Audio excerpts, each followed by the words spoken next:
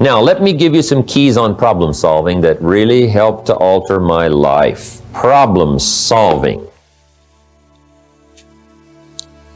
First, work out your problems on paper, not just conversation and thinking. Put the problem on paper.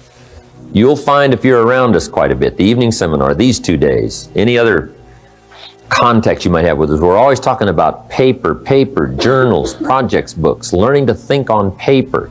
And problem solving is the same thing. To solve a problem, simple. First, divide a piece of paper in half. On this side of the paper, state the problem. Just write it out. Now, you don't have to live on it or live in it. You don't have to dwell on it. You don't have to stay on it, but you do have to state it. To make an intelligent decision, you need the accurate facts. You got to know what the problem is. So that's the first step. Just write it out. In some very simple language, here is the problem. I've got this and this and this. Okay? Just make a statement of the problem. Now on this side, work out the answers. Okay? On paper, in your thinking process. Now, to solve a problem, let me give you 3 questions to ask to solve any problem. 3 questions to ask to solve any problem. Now, this is a process to go through. And you want to go through a process because here's what you want. Not just a solution to a problem. You want to become a problem solver. If you solve a problem, that's temporary. If you become a problem solver, that's permanent. It's like the old line of what's better, to have a fish or to learn how to fish. But it's much better to learn how to fish than it is to just be handed a fish. The same is true in sales. We teach in sales. Making a sale is temporary. Becoming a salesperson is permanent.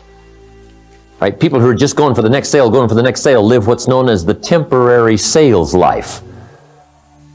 And they're always scrambling, simply because they don't become a salesperson, a persuader, by working hard on themselves, okay? So what you want to become is a problem solver. And you do that by going through this process. First question is, what could I do? Okay, the first question to solve the problem is, what could I do to solve the problem? Now, don't go beyond step 1 till you've thoroughly covered it. Then just make a list of some of the potential answers. Here's the first one, here's the second one, here's the third one. I could do this, or I could do this, or I could do this. Just start toying with some of the answers on the paper. Then, once you've got these put together, which is the best one? You say, well, this one would take too long.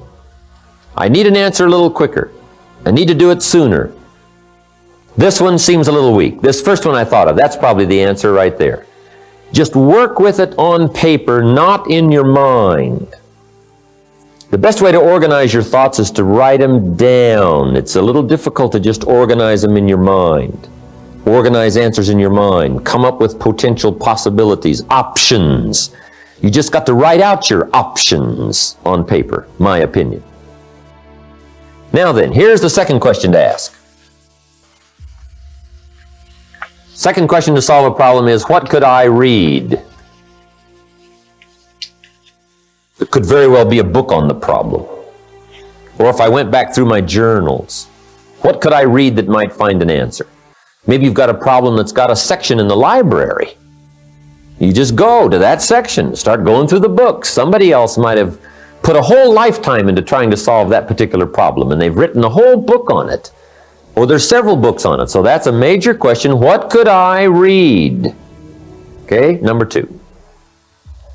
Here's the third question to solve a problem. Who could I ask? Now, don't go to number 3 till you've passed number 1 and number 2. And if you pass number 1 and number 2 to the best of your ability, and you've done your best to work it out, and you still don't have the answer, and time is critical, and you've got to get closer to the solution, then go to number 3 and ask. But let me tell you what knowledgeable people are always willing to do. Answer questions if they get the sense you've done your best to figure it out beforehand. You can't believe this sense you get from people. If you say, I've done this, I've been through this, and I've read this, and I've done all this, and I still can't come up with the answer, could you help me? Almost anybody unique would say, of course. Right? What is the question? Let me see if I can help you with it. If you've gone through this process, we all respond, first of all, to somebody else's effort. They just didn't come to us for some cheap, quick answer. Okay? Now, see, we're all inclined to do that, right? When somebody says, I've done this, and I've done this, and I still need some help, and I think you can do it. We're ready to go for it. So, ask. Don't be afraid to ask. Go for the answers.